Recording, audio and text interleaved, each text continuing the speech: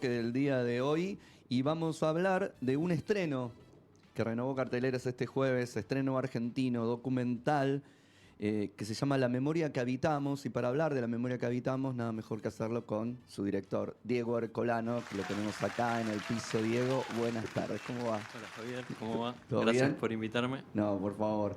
Un gustazo, como hemos hablado, va a haber algunas cosas Ujú. que dijimos off, otras que dijimos, yo dije, digo, acá voy a hacer referencial al principio y después me borro, pero bueno, la película estuvo en Mar del Plata hace 2 años y después tuve la suerte de que estuviera en el festival que programo, en uno de los festivales que programo, en el Festival de Cine del Fin del Mundo en Ushuaia.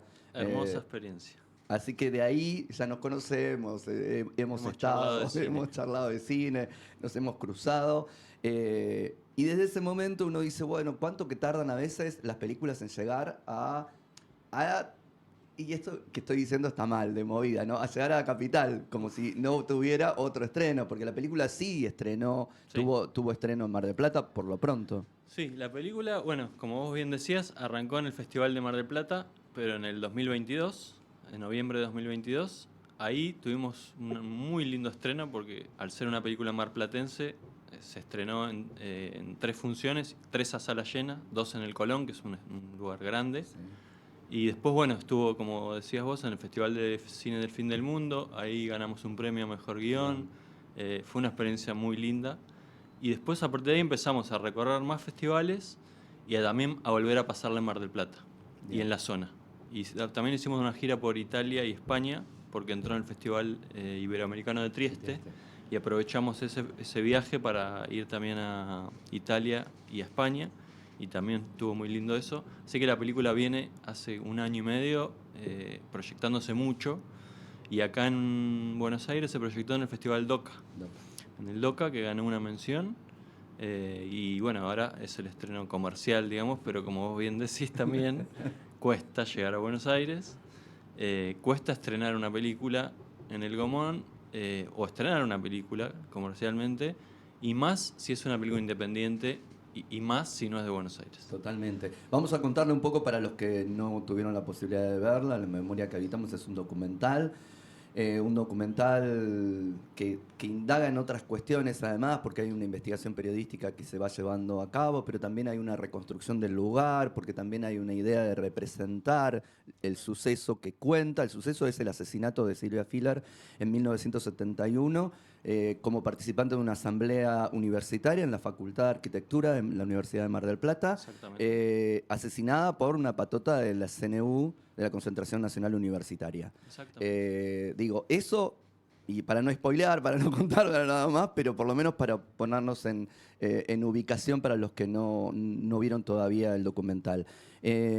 ¿Cómo te acercaste al tema? Porque, digamos, además este tema es un tema casi que dio origen, de alguna forma, a la violencia política en Mar del Plata, y me animo a decir que capaz que en el país, Sí, fue un ¿no? hecho importante a nivel político, es un hito en Mar del Plata.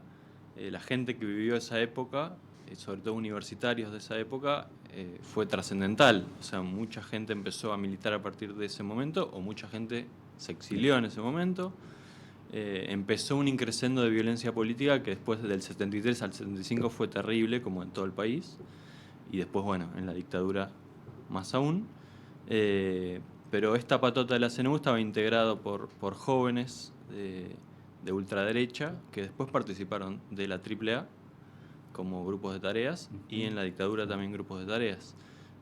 Así que tiene como mucho vínculo con la violencia política de toda esa época. Fue como un inicio, ¿no? Como un Ujú. punto de quiebre en el cual ahí en las universidades empezó a haber tanta ebullición y tanta violencia por parte de la derecha, eh, que bueno, terminó, me parece que empieza ahí un ciclo que termina en el 76. 26. Ajá. Y la película reflexiona un poco sobre esa época. Hay una aparición importante de jóvenes, la película está pensada para los jóvenes, desde que la empezamos a pensar con Federico Poleri, que es el investigador, y a proponer el proyecto a la universidad, y a Silvia Filler y a Marta, que son las hermanas. Siempre pensamos que sería una película para los jóvenes, ¿no? Como hablarles a ellos, eh, y entonces ahí hay una participación de estudiantes del Colegio ILIA, que es el Colegio Nacional que depende de la Universidad Nacional de Mar del Plata, y ellos son protagonistas de la película. Yo creo que eso le da a la película una visión mucho más del presente y se puede hablar del futuro también pensando en el pasado. Entonces, me parece que ahí cierra un poco el círculo de las propuestas que teníamos, ¿no? La intención que teníamos con la película cierra mucho con los jóvenes. Uh-huh. Por suerte tuvimos el apoyo fuerte de la Universidad Nacional de Mar del Plata. Yo trabajo en la dirección de contenidos y ahí empezamos a trabajar la película, y es una película que está hecha por ese departamento, por todos nuestros compañeros. Participan muchos y muchas integrantes de la universidad y muchos marplatenses, así que es muy colectiva la película. La verdad que trabajamos muchas personas y por suerte la universidad todavía la tenemos en pie, es pública y gratuita, hay que defenderla todos los días, y gracias a esa universidad pudimos hacer una película, que es la primera producción cinematográfica de largometraje en la Universidad Nacional de Mar del Plata. Antes empezamos haciendo cortometrajes y esta es la primera peli. Hay algo que decías y que se escucha, ya no me acuerdo si en la voz de Lila o en la voz de Marta, con esto del pasado en el presente para el futuro, pero hay algo que creo que también lo conversamos en algún momento, lo fuerte que es volver a ver las edades de los chicos que estaban militando, porque me parece que a veces se pierde la conciencia, ¿no?, de eso. Y entonces, salvo los que estamos demasiado imbuidos del tema, o sabemos, vemos edades y vemos cosas, y creo que esto puede ser un prejuicio de mi parte, me parece que no está muy alejado de la realidad. Se piensan que eran mucho más grandes, y entonces ves los 18, los 17, estos chicos que están interpretando, recreando de alguna manera los sucesos, y creo que si eso no te da un golpe y te vuelve a poner en la silla, no sé qué puede serlo. Totalmente. Los estudiantes que participan de la película tienen todos 17, 18 años, tienen la misma edad que tenía Silvia en el momento que entró esta patota y la asesinó, en una asamblea en la cual estaban debatiendo cuestiones universitarias. Cátedras paralelas, estaban debatiendo correr a uno, o correrlo, o por lo menos generar una cátedra paralela, sí, que en la democracia, en el regreso de los 84, se empezó a revisar un poco más, digo. Pero era un tema habitual. Sí. Y estos pibes, tanto los de la CNU como los estudiantes, tenían máximo 25 años, no había más grandes. Y es lo mismo que pasa ahora, ¿no? O sea, lo estamos viendo desde la óptica de los viejos. O sea, de los viejos que somos. Sí. Pero sí, en realidad se están jugando cosas con los jóvenes. Sí. Hay que estar atento a eso. Y en ese momento también se estaban jugando cosas con los jóvenes. Hay que escucharlos, hay que ver qué pasa ahí. Sí. Porque todavía estamos en un momento que estamos discutiendo cuestiones que pensamos que ya no había que discutirlas y las volvimos a discutir. Sí. Y estamos en este 2024 otra vez diciendo, no, pero esto ya estaba. No, sí, no está, parece. Sí. Sí. Entonces hay que volver. Sí. Hay que volver a reflexionar, a ver y a pensar cómo hacemos para representar esto y reflexionar sobre este tema, porque quizás lo que hicimos antes ya no funciona, hay que hacer otra cosa. Ahí eso es interesante por las representaciones, cómo se muestra, qué pasa con el mundo del audiovisual para contar determinados temas. Siempre se escucha esto, otra vez este tema, digo, pero escúchame, Alemania sigue haciendo películas sobre el nazismo, la Shoah, campos de concentración, nadie cuestiona ese tipo de cosas. ¿Por qué las cuestionaríamos ahora? Y además, ¿qué significa volver a contar este tema? Si todavía tenemos que seguir discutiéndolo, obvio que va a haber que seguir representándolo. Evidentemente va a haber que seguir representándolo. Está igual buenísimo que pensemos cuál es la mejor manera, porque no hay... ayer lo hablaba también, no es... el objetivo es hacer cine para militantes. O sea, lo bueno es poder abrir y que también reflexionen los que no están de acuerdo, los que quizás están ahí confundidos con algunas cuestiones, porque hay mucha información que se tira de todos lados y eso confunde a mucha gente que quizás no le interesa tanto la política, pero está bueno decir la verdad, sí, ¿no? Está bueno decir que mataron 30.000 personas. Exactamente. Entonces, que no vengan otros discursos a corrernos de esa realidad que ya, como decía, parecía zanjada y evidentemente hay que seguir defendiendo ahí. Totalmente. Y para eso es interesante también usar las herramientas tanto del audiovisual como del periodismo. Sí. Digo, ahí Federico hace algo que es una entrevista que también, yo digo, cuando vi por primera vez la película también dije, wow, porque es ponerle el micrófono y que hablen. Bueno, Y retrucarle con las mismas cosas que dijeron en sus propias declaraciones ante la justicia. Digo, ¿qué pasa con eso, no? bueno, Federico hizo una investigación brillante y por eso también llegó a esa entrevista así. Eh, Eduardo Ursúa es el de quien estamos hablando, el sí, profesor que estaba detenido cumpliendo condenas por casos que fueron probados. sí, Eh, te corrijo, no está no está. detenido. Ah, Salió 6 meses después ¿de la de entrevista? hacer la entrevista para la película. Sí, salió libre.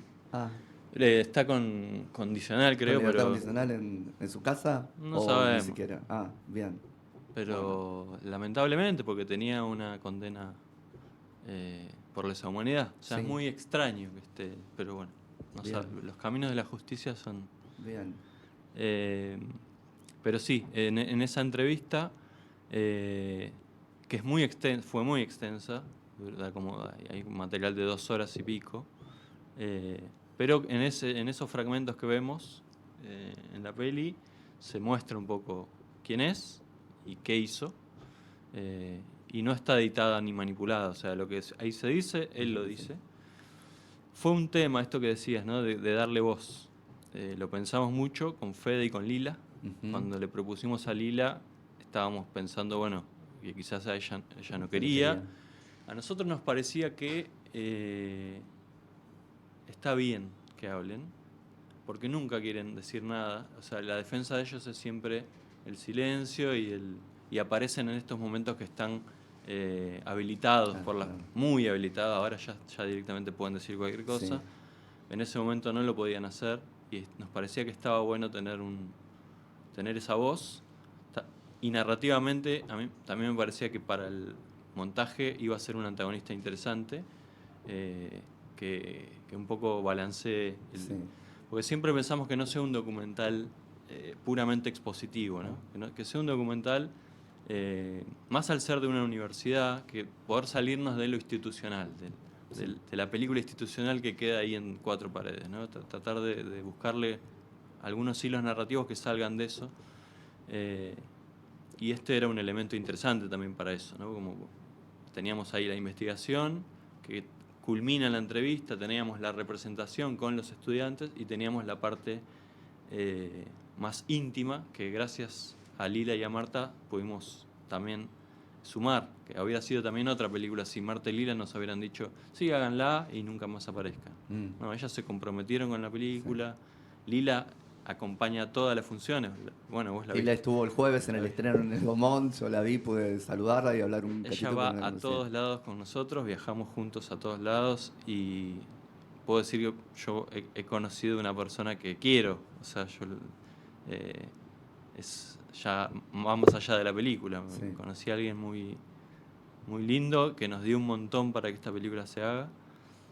Y también la conocí a Silvia, porque también hubiera sido una película muy diferente si ella y la investigación de Fede también no hubieran traído toda esa información de Silvia que la humaniza también. Sí, O totalmente. sea, lo humanizamos a Ulloa, pero también lo humanizamos a Sí, Silvia. sí, digo, le dan voz a alguien, lo humanizar, digo, ustedes no, él solo, digo, es eso, pónganle un micrófono y déjenlo escuchar a ver qué es lo que dice desde ese lado. Yo no siento que haya una humanización, sino simplemente que una persona que hable y que diga y que se contradiga y que muestre su cinismo y todo esto corre por mi cuenta, no me importa nada, que muestre, porque digo, la cámara no deja mentir y No, no. poner la cámara y verlo es como decir, no te creo una sola palabra de lo que estás diciendo. Y como toda la película, siempre la observación fue como la base de la puesta en escena.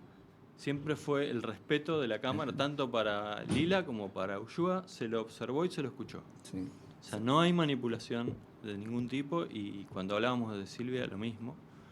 Eh, o sea, el montaje tiene ese respeto y también por eso hay algunas tomas que tienen cierta duración, pues se necesitaba eso para contar que lo que estaba sucediendo ahí era la verdad.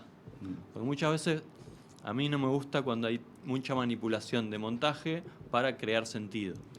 Sobre todo en el documental, porque sí, lo sí. que queremos es convencer nosotros, Sí, ¿no? sí. No somos inocentes, pero hay que convencer con cierta Sí. eh, Wow, por lo menos con este sistema formal a mí me parecía que ganábamos un poco en eso. Y hablando de ese montaje que no es cronológico, que va armando, se va salteando de temas que tienen que ver con distintas líneas narrativas, como decías, y que es un poco como se arma la memoria también. Digo, no, Totalmente. yo también lo dice, digo, esa memoria que usted ahora me está trayendo a mí porque no recuerda lo que dije en acá, Es digo, hay desordenado. algo de eso, es desordenado, es como un rompecabezas que se va Exactamente. armando y se va conjugando, y te queda todo eso para que después vos como espectador en todo caso hagas algo con todo eso que sucede.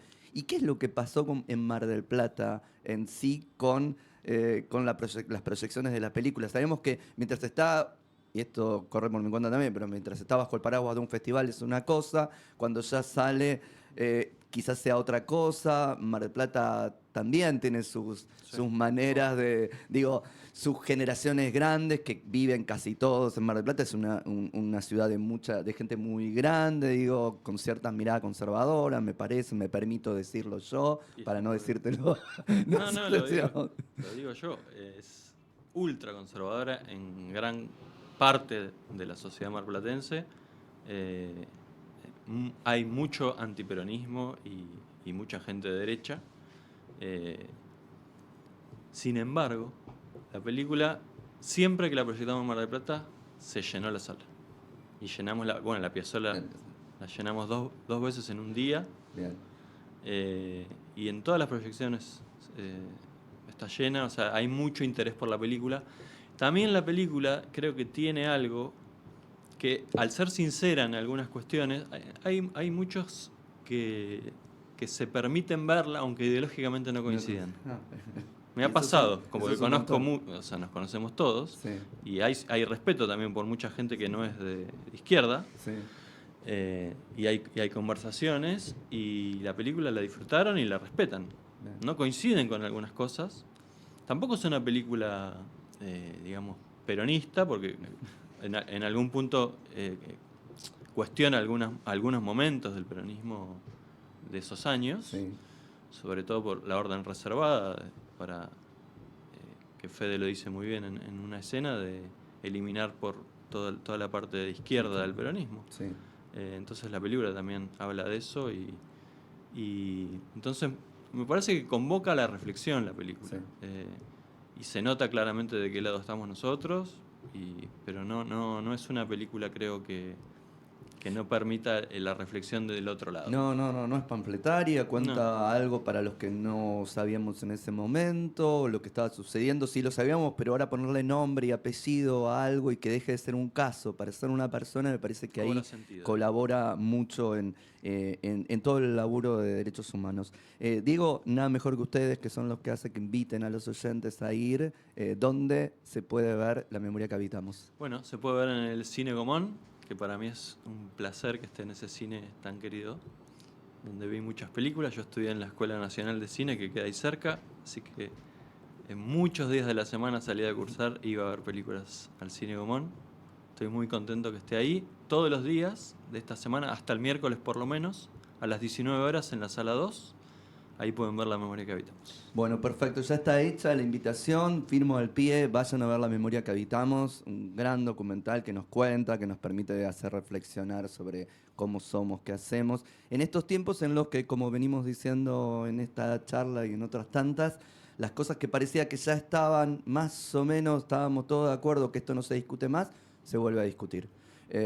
Nada, la universidad, la militancia, los derechos humanos, todo eso en La memoria que habitamos. Griego, muchas gracias por este tiempo. Gracias, Javier. Un placer como siempre. Vamos a irnos a nuestro segundo tema del día de hoy, que en este caso es Mercy of Man, de Robert Livon Bean, presente en El contador de cartas, un estreno de la plataforma Prime Video.